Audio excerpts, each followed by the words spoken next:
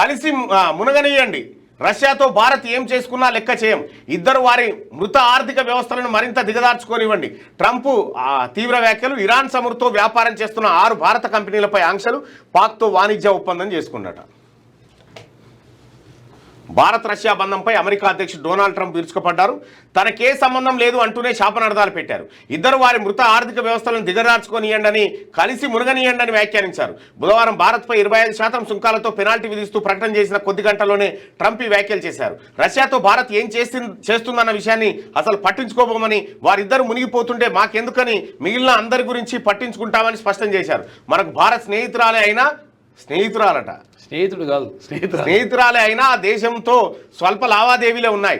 ఆ దేశం సుంకాలు ప్రపంచంలోనే అత్యధికంగా ఉన్నాయి. ఉక్రెయిన్లో దాడులు ఆపాలని ప్రపంచమంతా గొంతెత్తి అరుస్తుంటే భారత్ మాత్రం రష్యా నుంచి ఆయుధాలను, ఇంధనాన్ని కొనుగోలు చేస్తుందని ట్రంప్ వ్యాఖ్యానించారు. జాతీయ ప్రయోజనాలను కాపాడుకుంటామని చెప్పి కేంద్రం చెప్తా ఉంది.